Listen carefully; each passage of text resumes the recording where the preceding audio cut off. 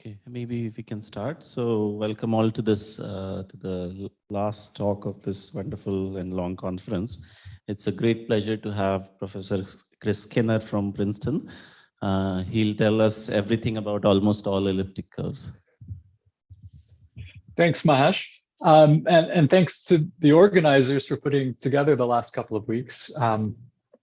I regret that I was unable to be there in person, and I hope someday to actually attend one of these wonderful conferences at TIFR. So I realized as I was putting this talk together that trying to say everything there is to know about almost all elliptic curves would take up the first half of the talk, just sort of stating the known results. As has probably become clear during this past week or the past 2 weeks, there's been a lot of progress in our understanding of elliptic curves, especially curves of rank 0 and 1, which should, of course, make up 100% of all elliptic curves. So instead, I'm going to focus on one story, and let me try to tell you what that story is going to be. It's going to have considerable overlap, I think, with some of the talks, particularly maybe it'll bring together ideas that appeared in some of the earlier talks. So we have an elliptic curve over Q, and the thing that we're most interested in as number theorists perhaps is the Mordell-Weil group, and we have this marvelous and mysterious conjecture of Birch and Swinnerton-Dyer that the rank of this finitely generated group is expected to be the order of vanishing at s equals 1 of some analytic function, the L function of the elliptic curve. And I'll call the left-hand side RE and the right-hand side RN for analytic. And of course, I have nothing really new to say about this, unfortunately. Of course, we have some refined conjectures as well, which would tell us something about the value of the derivative of the L function at 1. I'm going to divide out by everything that ought to be transcendental to make something that's expected to be rational. So there's a period, and there's the regulator of the Mordell-Weil group. I'll call that the regulator of, I'll just call it the regulator of E. So that's the determinant of the neuron shape height pairing on generators. And this should be a rational number, and that rational number is the order of the Tate-Shafarevich group of the elliptic curve. And then we have the torsion point, torsion subgroup of the Mordell-Weil group. We have its order squared, and then some geometric kind of correction terms, the product of the Tamagawa factors for Q. And again, this is sort of, I can say maybe something a little bit new about this. And maybe another thing, as we, of course, we have these very mysterious groups showing up here, like the Tate-Shafarevich group, which is expected to be finite, and that's implicit in this, in the combination of these two conjectures. But it's certainly not known beyond, actually, that's an interesting problem. There's no example of an elliptic curve of rank larger, Mordell rank larger than 1, for which the Tate-Shafarevich group is known to be finite. So it's just an example of our continued ignorance about elliptic curves. So the other thing, of course, to study these two mysterious groups, the Mordell-Weil group and the Tate-Shafarevich group, we sort of package them together into the Selmer group. So there's this Galois cohomology group. I'll pick on a prime P. It's sitting inside the Galois cohomology over Q of the P divisible subgroup of E. And it contains the Mordell-Weil group, tensor QP mod ZP, and it has so that's actually an injection, the Kummer map, and the co-kernel is the P primary part of the Tate-Schaffer-Abish group. And then there's a mod P to the n version of these as well. And so one expects this to be finite. And so one ought to be able to see then the rank. So this would be isomorphic to R to the E copies of QP mod ZP. So one ought to be able to see the rank of the elliptic curve, it's Mordell-Weil group, from the co-rank of the Sommer group. And so one can formulate the equivalent conjecture that the co-rank of the Sommer group, of this p-adic Sommer group, should be the order of vanishing of the L function.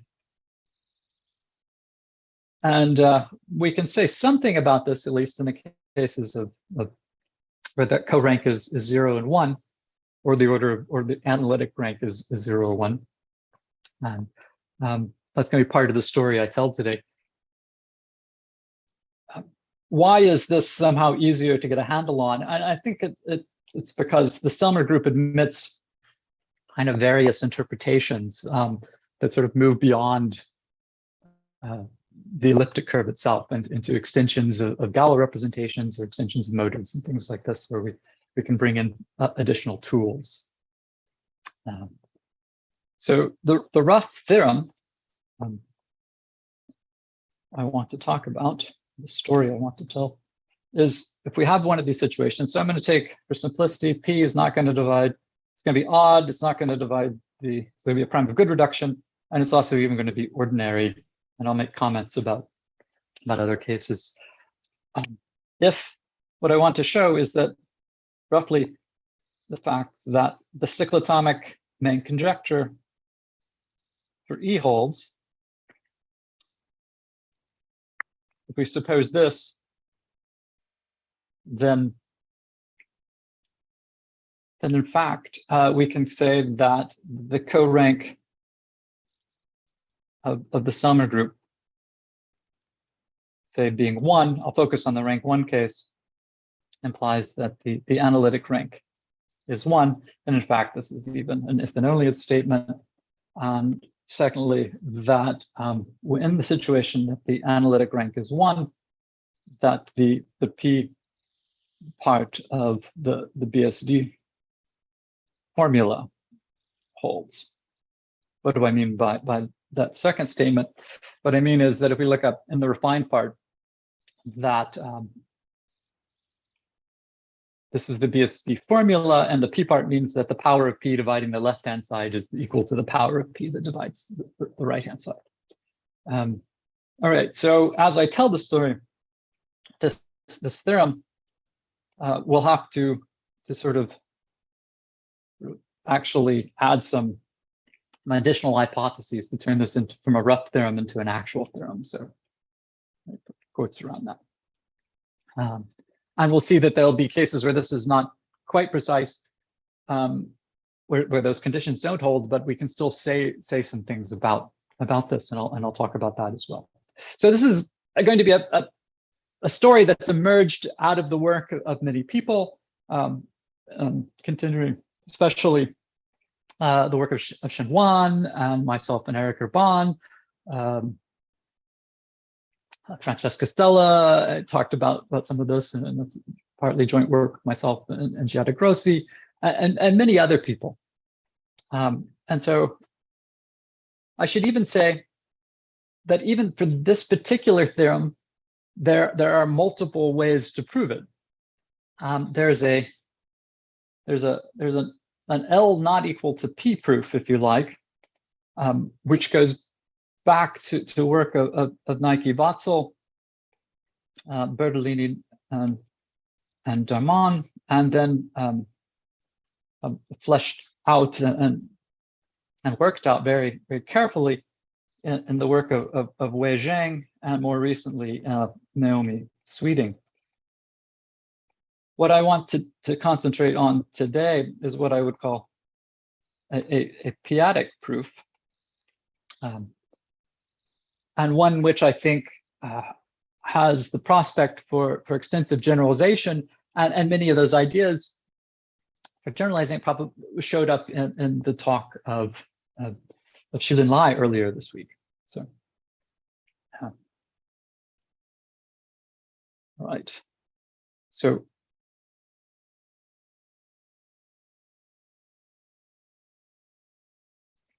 what's the story? Well, I'm going to concentrate to begin with on the first part here, on proving that the co-rank of the Selmer group is 1. And probably the best way to prove this is via some kind of anti-cyclotomic approach using Heegner points. That's the way we get a handle on rational points on elliptic curves of rank at most 0 or 1. So we introduce an auxiliary imaginary quadratic field. I'm going to assume sort of the simplest Heegner hypothesis, so that if L divides the discriminant of K, if L divides the conductor of the elliptic curve, then L splits in K. And I'm also going to assume the same for the prime P, that it also splits in K. Then we have a collection, so maybe we have the anti-cyclotomic ZP extension of K, the Galois group, gamma of AC, and so this gives us an Iwasawa algebra. So the gamma of AC is the Galois group. And so we can look at a very big Iwasawa algebra or module, but we take the Tate module of the elliptic curve, and its Galois action, and then we tensor over ZP with the Galois action through the canonical character on this. And inside the H1 K of C, where C is going to be some conductor, K of C will be like a ring class field, in the H1 KC of M, and I'm going to put an ORD to decorate this Galois cohomology group, meaning that there's a local condition at the prime P that's defined in terms of the usual filtration on the Tate module that comes from the fact that the elliptic curve is ordinary at P. And so inside here we have a collection of sort of big Heegner classes. This is the work, goes back to the work of Ben Howard, for instance. And so building on the work of Kolyvagin, one can define these big Heegner classes, and you can prove an anti-cyclotomic version of Kolyvagin's theorem, that if I look at the Selmer group of E over K infinity, the p-adic Selmer group of this, and I take its Pontryagin dual, and I'll call this X AC. That this is at least pseudo-isomorphic to a lambda module that has rank 1, and then a sum of two other pieces. So this is like, should be the lambda adic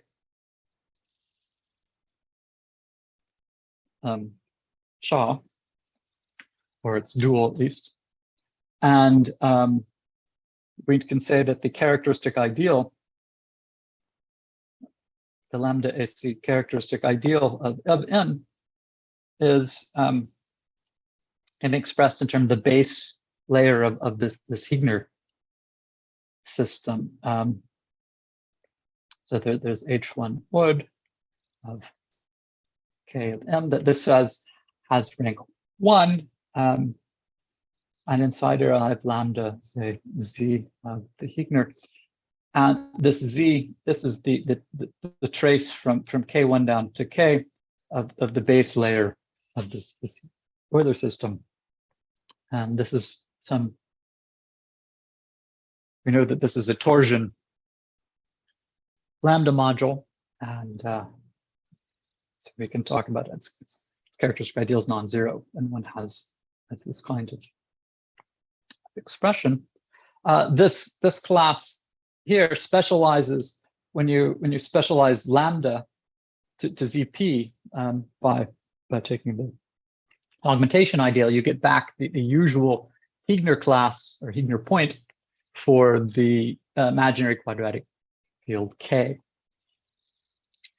And so if you knew, for instance, that this characteristic ideal didn't vanish at the augmentation ideal, then you would know that the Heegner point was non-torsion.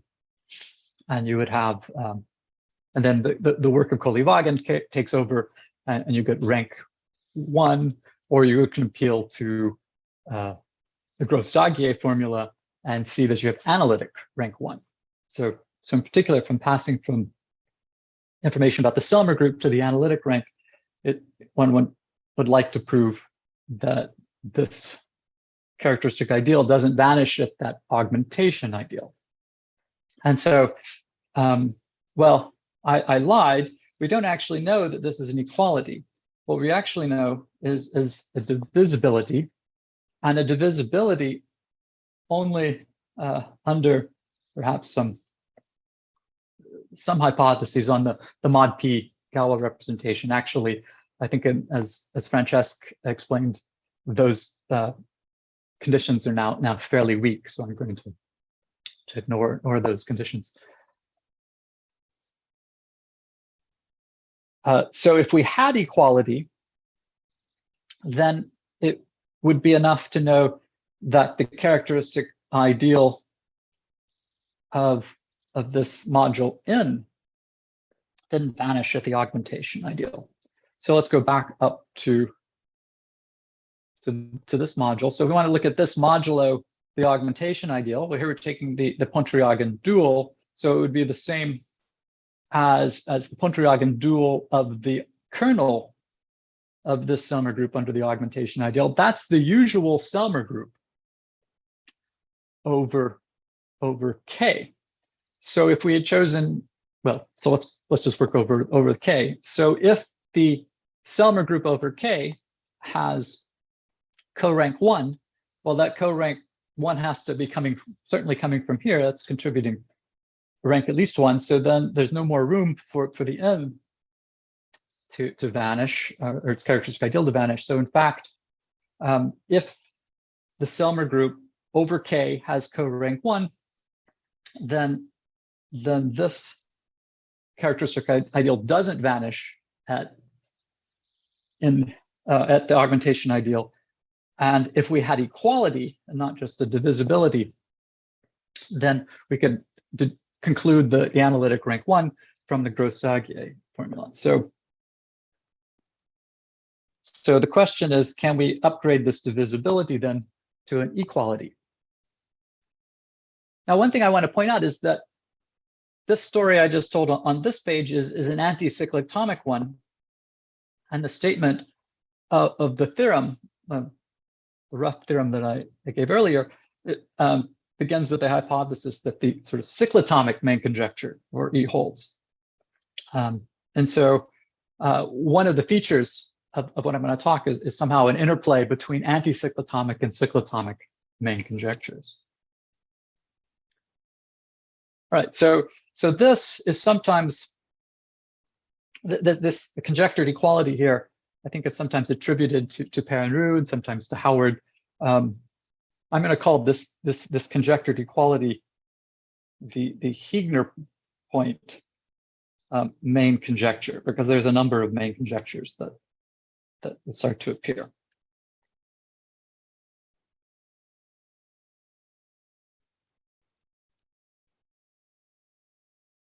So how do we get a handle on the Heegner point main conjecture?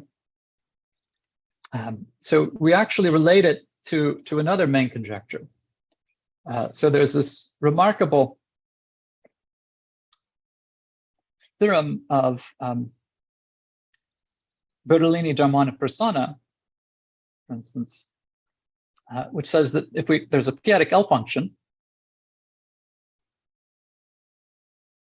well, there's some, yeah. So P is splitting in K, and so all of this is going to be defined relative to some choice of the prime of K above D. There's a p-adic L function for E, which is going to be an element of the anticyclotomic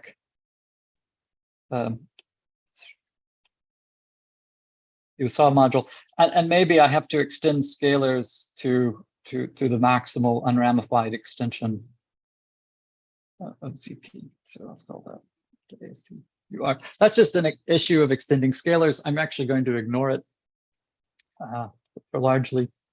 And this has the property that it interpolates the algebraic parts of the L values for the elliptic curve, twisted by certain anticyclotomic characters, evaluated at 1, of course divided by appropriate periods. Chi is a character of the anticyclotomic, so we could think of this as a Galois character. It's projection to gamma of AC and to say QP bar. So this would be the p-adic incarnation or avatar of the Hecke character, and so the infinity type should be Z over Z bar to the n, where the n is larger than 1. So this corresponds to taking the Rankin-Selberg product of the modular form associated to the elliptic curve, a Hecke, or the modular form associated to a Hecke character of weight 2n plus 1, and so a weight greater than 2, and then evaluating at the center critical point. And so the dominant period here is the period of the modular form of larger weight, and that's a CM period. So this is not the usual p-adic L function that we think of when we're talking about Bertrand and Dyer. Nevertheless, if we look at the value at finite order characters, in particular the value at the character 1, is related to up to some well understood constant to the log of the Heegner point.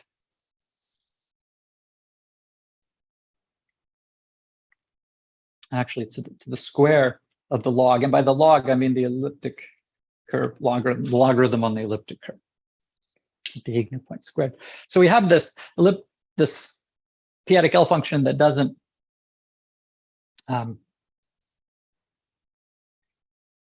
seem on the face of it to be related to the arithmetic of the elliptic curve in the sense of seeing the Burt-Swinnerton-Dyer point. Nevertheless, it's somehow related to points on the elliptic curve.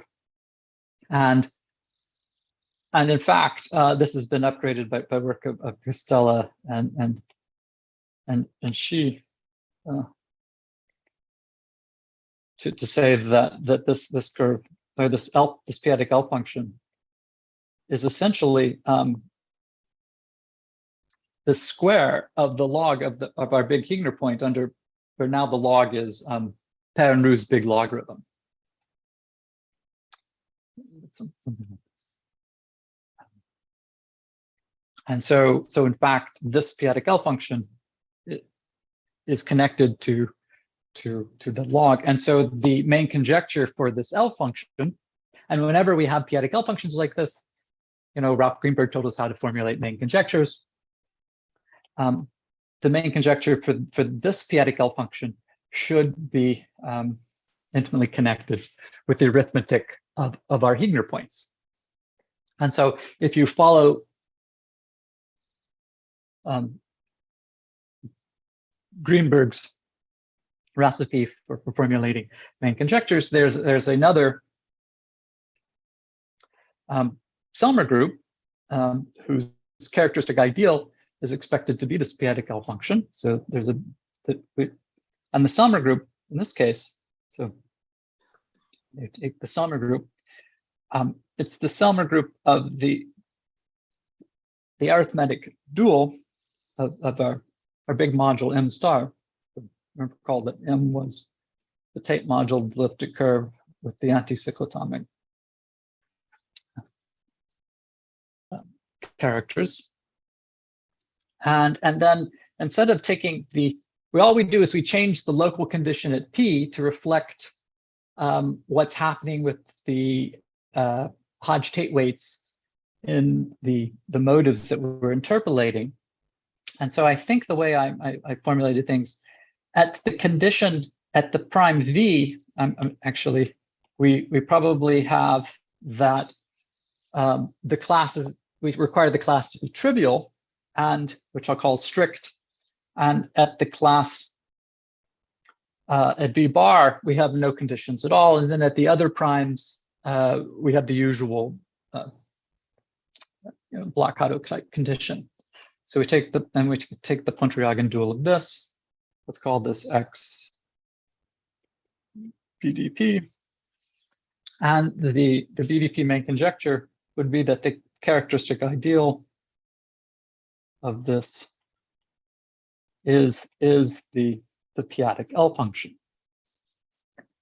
Is the BDP p-adic L function. This is the which I'll call the BDP main conjecture. And it turns out that Tate duality, an easy argument with Tate global duality, what shows that the Higner point main conjecture is equivalent to the BDP main conjecture. And it goes beyond just being an equivalence. One can see that a divisibility for one main conjecture implies a divisibility for the other main conjecture. So, so in fact, knowing that, and I think the way I formulated things, so in fact, one can say that knowing an equivalent, these kinds of inclusions of ideals are also equivalent to each other. So if we back up, what we do know from the Kolyvagin argument is a divisibility or an inclusion of the right-hand side inside the left-hand side, and that becomes the fact that we know then that the right-hand side here is contained inside the left-hand side here, or equivalently that we have the divisibility. So in fact, we know that the characteristic ideal in the BDP Selmer group divides the BDP L function. And we'd like to prove an equality here, or an inclusion in the other direction, to get an equality here, and then recover the Higner point main conjecture.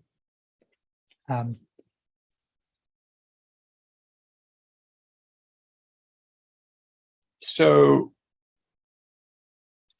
one can try to do this. There are a number of ways, well, not a number, but there are a few ways one can try. There is the approach of Eisenstein ideals, using an Eisenstein series on a larger group whose constant term is seeing these L values. Try to use Hida theory on this group, something like that, and then use congruences to cusp forms in the Galois representations, and and to construct enough elements then in the appropriate Selmer groups to have the inclusion in the other direction. Certainly, substantial work in this spirit was done by Shenwan a number of years ago, with actually not quite in this particular setting, because I think he has to assume, in fact, that the K and the is such that it doesn't, its discriminant is not coprime to the conductor of the elliptic curve, and so there's a little bit of a difference there. So I'm not going to go that route. I'm going to tell yet a different story. Eventually, I'm going to get to cyclotomic main conjectures. Now, one thing to note is that when you have a divisibility, so this is happening inside this ring lambda C, it's actually enough to prove that you have equality at a single point. So it's enough. Wow. Enough means to prove the Hida point of main conjecture. It's now enough to show that the characteristic ideal, that the BDP characteristic ideal, which I'll denote now by just BDP, evaluated at the ideal associated to some character is equal to the BDP L function evaluated at some character for some alpha gamma AC2. And actually, we provided this is that this is not zero. So we choose an alpha at the p-adic L function. So basically, we're saying we have two Iwasawa functions. We know that one divides the other, and we want to prove that they're an equality. And so it's enough to show that they're equal at some point where neither vanishes. And so the idea is to choose a good function. So on first, what character alpha should we choose? Well, unfortunately, we can't choose alpha is equal to 1. If we knew that the BDPL function didn't vanish at 1, then we would already be saying by this formula of Christella Shia or the BDP formula itself that the Higner point, its log was not 0, so it itself is non-torsion. So we have to work with another point if we haven't hoped. So then the idea is to work with eventually to work with a character that's sufficiently close to 1 modulo, say, some power of p. Now, why is this going to get us anywhere? Usually one gets expressions like this from proving main conjectures and then using control theorems or the like. Well, in this case, one just uses and to deduce information from such an equality. Instead, I want to go the other direction. This side is giving me the order. P-adic valuation is the order of some Selmer group. Okay, for our tape module of the elliptic curve, say twisted by this character alpha, ZP. And this should be of course the value, the algebraic part of the twist of our elliptic curve divided by 1 divided by a period. And so we want to prove some sort of equality here. There's a little bit of some playing fast and loose a little bit. There's some Tamagawa factors that show up here, which is good because we need them to have such an equality.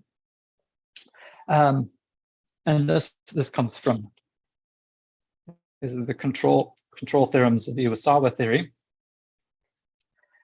And now, well, the idea is that we can look at And mostly we've been looking at the anti-cyclotomic theory for TP of E. Alpha is in that anti-cyclotomic family, so that's the same as looking at the anti-cyclotomic family of TP of E twisted by alpha. That's just sort of changing your base point. But now I want to look at the cyclotomic line that passes through that same point. So I'm going to do the cyclotomic Iwasawa theory for this.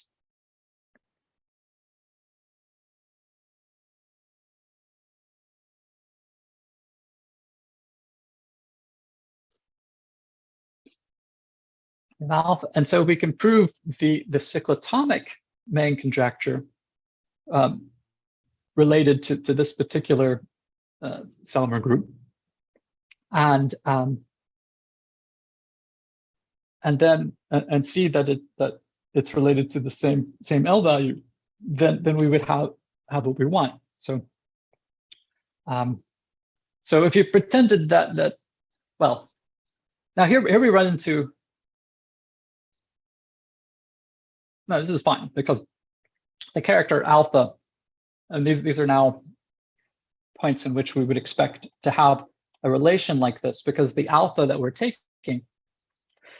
is going to be an alpha of one of these alphas in order that are in our family, just one that's eventually, for particular reasons, is going to be p-adically close to 1.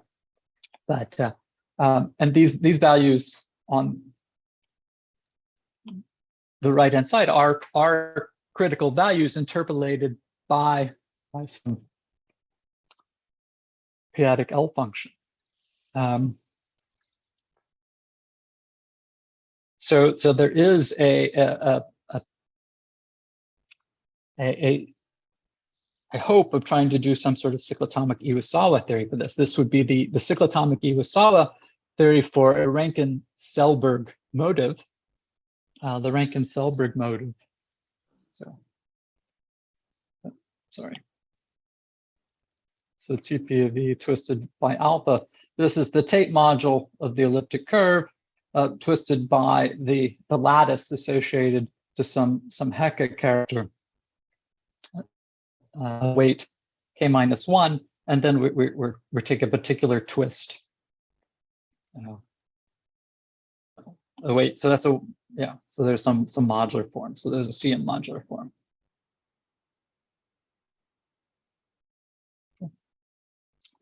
So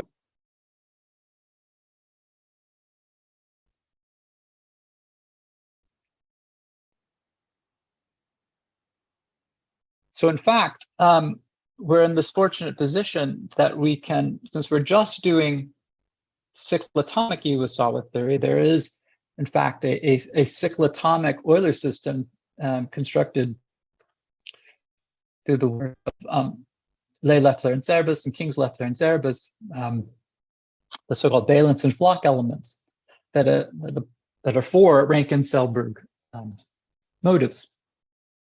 So the valence and flock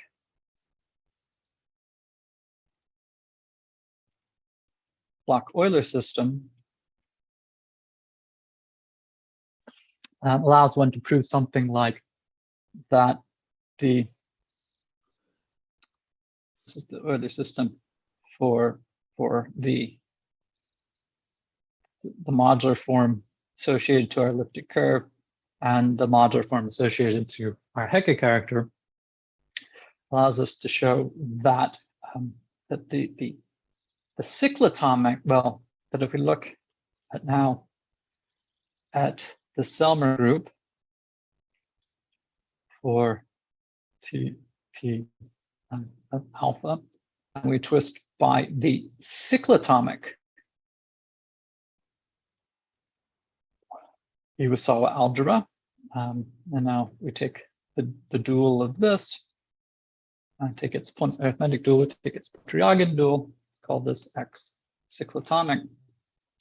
That the characteristic ideal of X cyclotomic divides, well, we'd like to divide sort of the corresponding p-adic L function, it's the cyclotomic L function for F twisted by G of alpha. So this is cyclotomic p-adic function for the Rankin-Selberg motive, constructed a long time ago by Hida. Now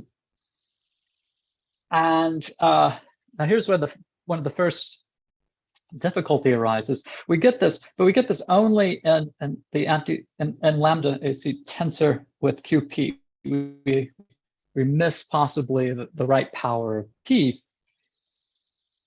And why does this show up? It's because the tensor product of the two Galois representations is possibly too small. The Galois representation for our CM character is just the induction of some character, so it's dihedral, and so it's difficult to find an element to make the kind of Euler system arguments work that you need to make an Euler system arguments work mod P. And so you only get this divisibility in lambda of AC tensor QP. So we'd like to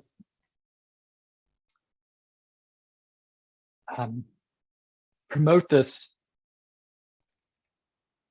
to a different to a divisibility in just the integral Iwasawa algebra. And so how are we going to do this? And this is where we're eventually going to link up with the usual cyclotomic main conjecture. So this is again the summer group where we have strict and relaxed kinds of conditions. So it's not our usual. So when alpha is 1, it's not the usual Iwasawa main conjecture. But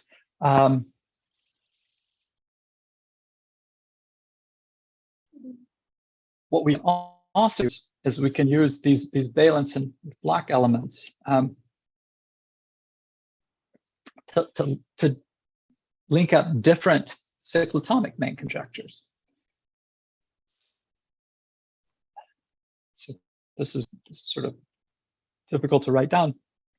And shortly, I think Francesc talked about this in his mini course, but he had 3 days. So there's a 2-variable valence and flock Euler system where we allow not only sort of cyclotomic variation, but we allow this character alpha to also be varying in the anti-cyclotomic direction. So we get, in fact, something over the full Iwasawa algebra. Okay. So with Ashay, Burungale, and Tian, we show that we have such an element that links up different main conjectures. And the point is that one can look at a diagram, something like the following.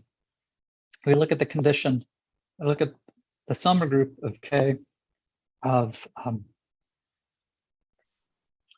going to put MK here. So MK is going to be the Tate module of, well, actually, maybe I'll not do that. I'll just do cyclotomic. It's going to be the Tate module of E twisted by alpha. And then so I'll concentrate on the consequences for the cyclotomic case. And so we have our cyclotomic thing here. So we have the usual cohomology. We have our conditions at the P might be the ordinary at V and the relaxed at V bar. And then we can sort of localize at the 2' above P. So if I localize at the prime V, I'm looking, it lands inside the ordinary cohomology at KV of this cyclotomic, and this is essentially lambda. And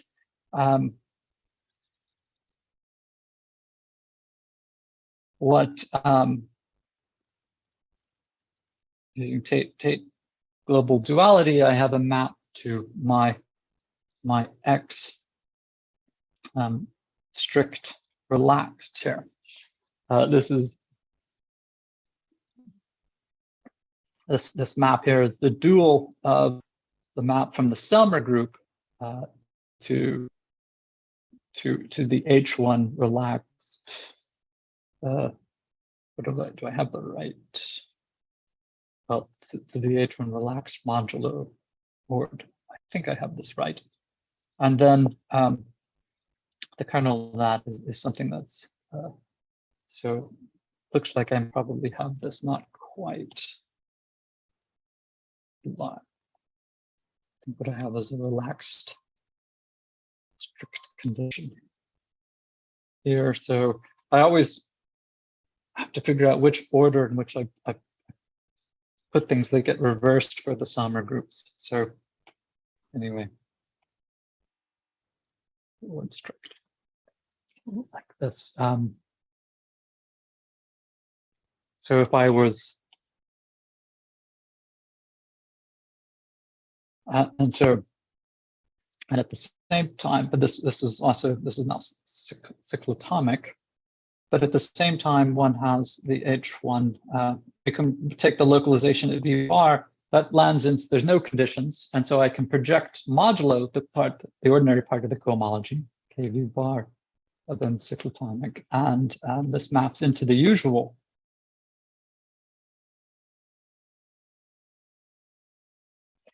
The usual Selmer group.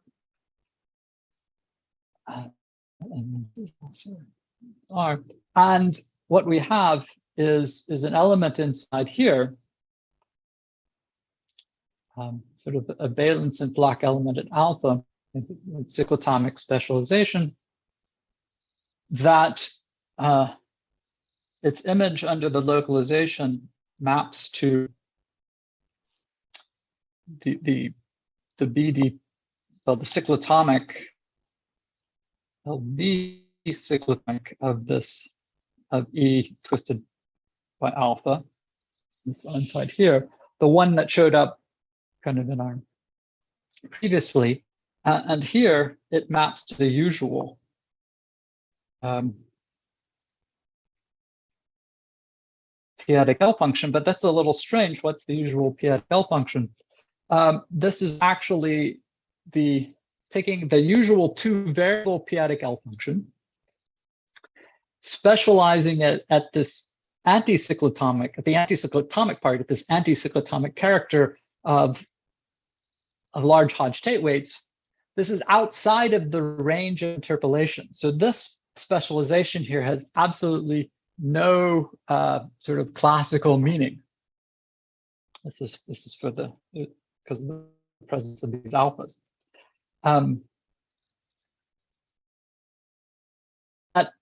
Through this diagram, one can take, well, so we have a divisibility between the characteristic ideal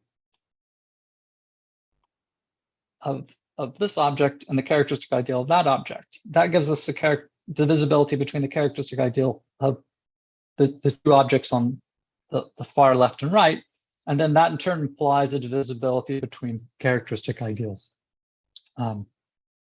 between objects here and here. And the point being that if you take each path, you get a 4-term exact sequence.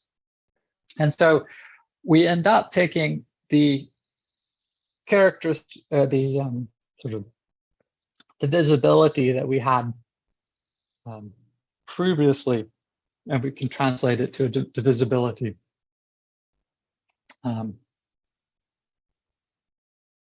here, and now comes the relation to the usual P-adic L function. If F alpha is congruent to 1 mod some large power of P, then the objects on this bottom row, which are sort of coming out of the classical usual two-variable Iwasawa theory, congruent to each other. And they're so alpha will be congruent to the same thing for P to the n for the character alpha equals 1. The character alpha equals 1, we're now into the realm of Kato's main conjectures. And so we have an integral divisibility there.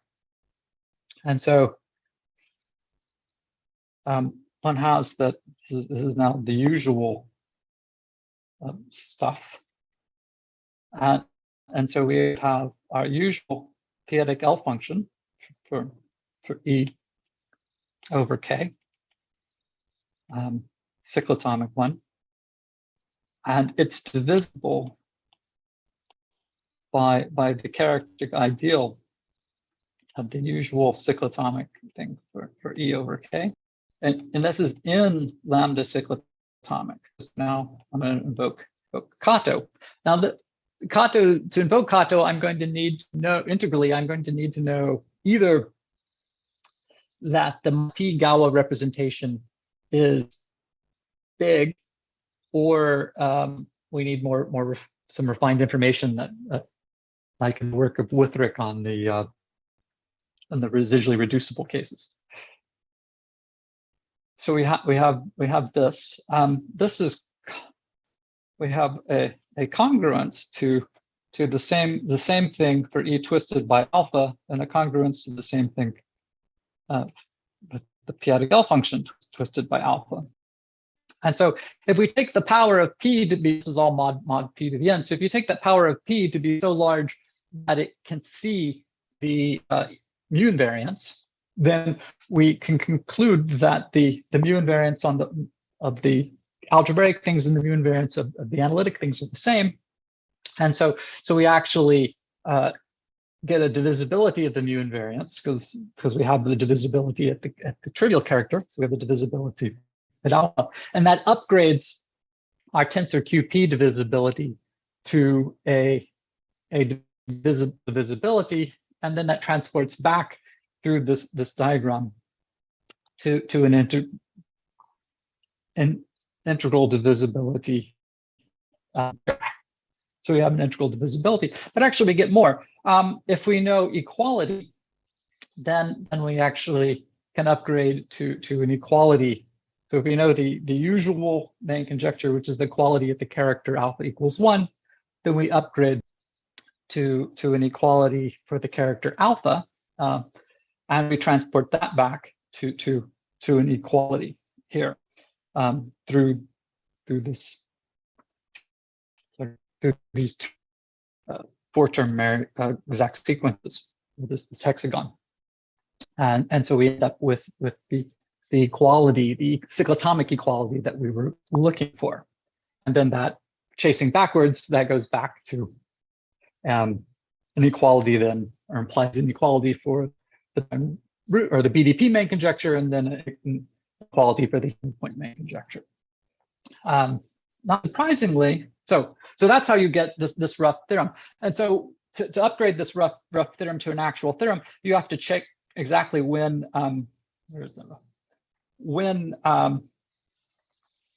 the various divisibilities actually hold, and what it would be enough. So the rough theorem becomes an actual theorem. So we have a theorem, for example, in the case that if EP is irreducible and there exists an L that exactly divides, so a prime of multiplicative reduction. So it's different from P, since remember, call P is not dividing twice, and E and it's ordinary. And the EP is ramified at P and at L, or equivalently, the Tamagawa factored L is not divisible by P. Then 1 and 2 hold. So 1 was the co-rank of the summer group being equal to 1, implied the analytic rank was 1. That's the consequence of the Higner point main conjecture. And 2 is the BDP or the BSD formula, the P part of the BSD formula. That's actually implied by the BDP main conjecture. I didn't say that earlier, but to get that BDP main conjecture actually tells us the P part of the BSD, or the Birch-Swinnerton-Dyer formula. So, and so these are cases in which we know the Iwasawa main conjecture, in which all of the divisibilities that I wrote down actually hold. One would like to, of course, remove some of these conditions. Well, the argument that I ran was also like a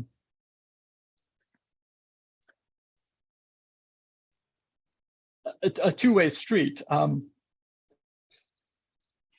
Well, let me, before I say that, suppose E of P is reducible. We certainly know cases of the Iwasawa main conjecture, and this through the work of Watzel and Greenberg, for instance. However, not all of the intermediate divisibilities, so getting to the point where we can appeal to the Iwasawa main conjecture, always hold. What one can do, though, is to actually turn this argument on its head and prove use this to prove the Iwasawa main conjecture. That was the content of Francesco Stella's lecture series part. The point being that we can try to prove the BDP main conjecture directly, and then take that equality and pass through our different divisibilities and equivalences. One can do this in the residually reducible case by an argument that's very similar to the Greenberg-Watzel case. Then you can use that these Selmer groups and p-adic L functions are congruent mod P to Selmer groups and p-adic L functions arising from Hecke characters. So we know the Iwasawa main conjecture for Hecke characters. And we also know, thanks to Hida, that in many cases that the mu invariant is zero. So knowing congruence is mod P implies equality of lambda invariance. And so as soon as you have a divisibility for something, you can upgrade that to an equality. So you can actually input a different Iwasawa main conjecture in the residually reducible case, and then chase everything through and turning this whole story on its head and deduce the Iwasawa main conjecture, the classical Iwasawa main conjecture for that residually reducible elliptic curve. There's another situation where things break down. When the elliptic curve, its Galois representation might be irreducible, but dihedral, meaning it's congruent to a CM, the mod P representation, say for some CM modular form. We actually don't know the Iwasawa main conjecture, the integral version of the Iwasawa main conjecture for these residually dihedral forms. That I think is still largely an open problem.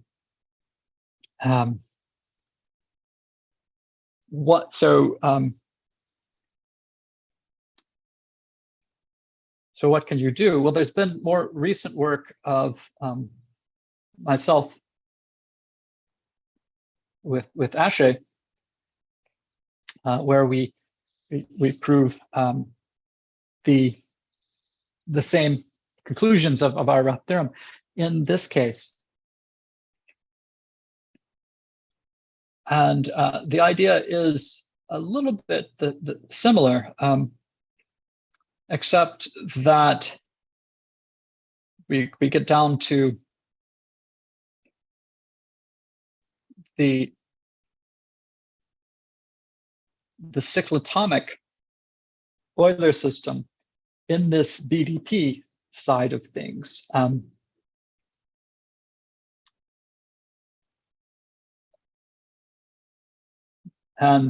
So what you have is you have an elliptic curve or a modular form that's congruent to a CM form.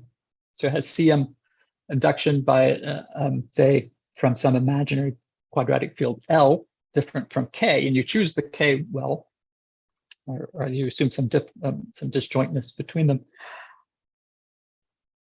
And then you get to the point where you're trying to prove the anti-cyclotomic or the cyclotomic main conjecture for your elliptic curve or your modular form F twisted by a Hecke character of K. And you're trying to prove that, yeah. And you want to do the cyclotomic sort of BDP thing for that. And then you want to, by choosing that character be congruent to one mod E, or we can try to relate this then to the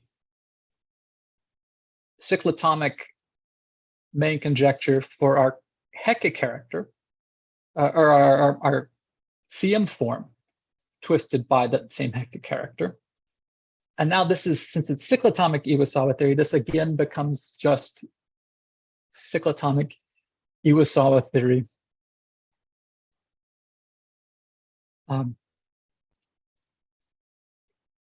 For Hecke characters, well, that's true because we only want to have kind of an equality of characteristic ideals at a single point, and so this allows us to work with the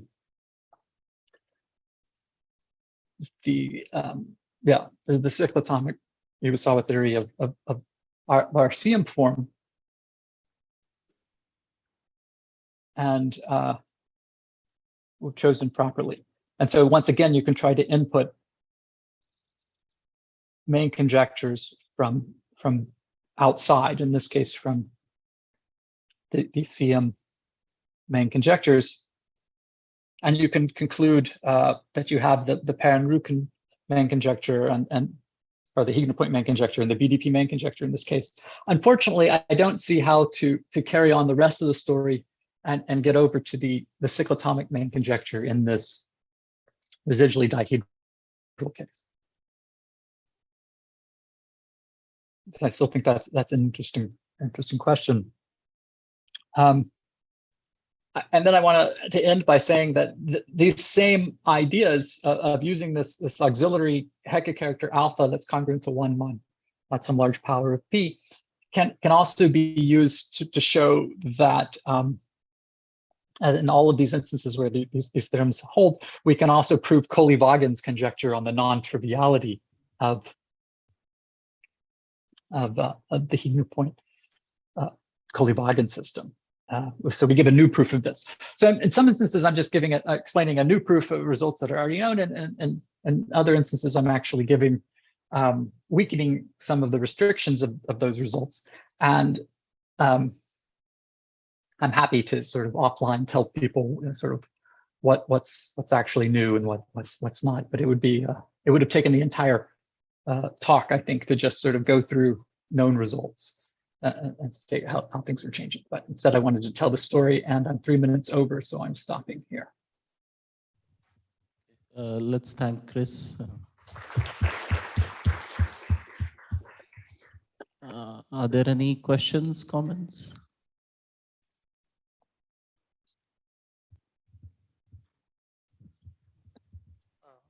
I had a question about the last thing that you were talking about. So in Greenberg-Wetzel, if you have congruences between modular forms, I think they also relate, they establish congruences between the characteristic ideals of the Somnath group and the periodic alpha functions. And so my question is just that, so possibly some main conjectures are known for the CM things, and you were able to borrow this strategy of Greenberg. Yeah. Right. No, it's immediately the right thing to ask. The issue is that when you only have the congruences modulo, say the prime p, then all you get is congruences, say, between periodic L functions mod p and between characteristic ideals mod p. And in the presence of a non-trivial mu invariant, then this is telling you nothing really, right? Because everything's divisible by p. And these are cyclotomic Iwasawa main conjectures that I'm talking about being problematic. And then we know less about mu invariance. And so in particular, Greenberg and Watzel achieved the result by knowing that the mu invariant for Dirichlet characters is trivial. And so when you're congruent to an Eisenstein series, suitably, then that analytic mu invariant and algebraic mu invariants are zero. And for dihedral forms, for general CM forms, I don't think we know the vanishing of the cyclotomic mu invariants. So that's the issue with that. Does that answer the question? Thank you. I had one more question. Oh, sure. So you mentioned two main conjectures. Yes, there was a cyclotomic main It's like conjecture. four, yeah, right. And okay, Heegner point main conjectures, which were one variable main conjectures, and you also alluded to a two variable main conjecture. And just to get the picture straight in my head, I was wondering if these two one variable main conjectures are specializations of this two variable main conjecture. Yes. So we have sort of the maximal ZP extension of K, right, has Galois group isomorphic to two copies of ZP, and inside there we have these sort of two disjoint lines made up of the anti-cyclotomic and the cyclotomic lines. And so there should be two variable main conjectures. In fact, one could formulate the main conjectures, and they would all specialize to the ones that I've been talking about.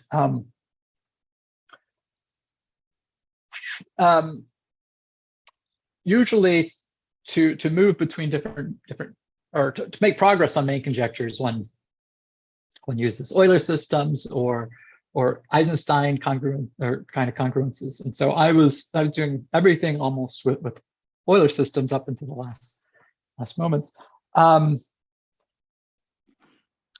Yes, I was trying to get away with as little information about the two variable main conjectures as possible, but you could actually formulate and try to exploit those. The one point in which they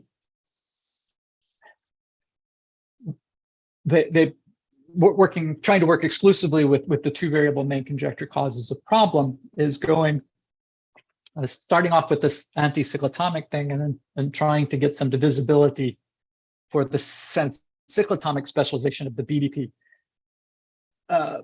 version of things using the Balin and Flack Euler systems. The Balin and Flack Euler system is a cyclotomic Euler system. We haven't yet upgraded it to a true Euler system over K,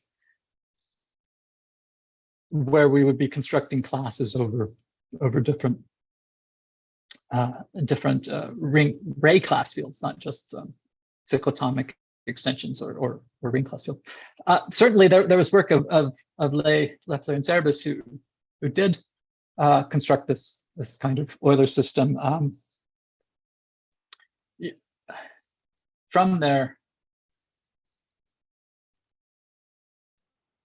Frank and Selgroup Euler system using nice use of Ihara's lemma, but it applies only to situations where the CM family is such that its residual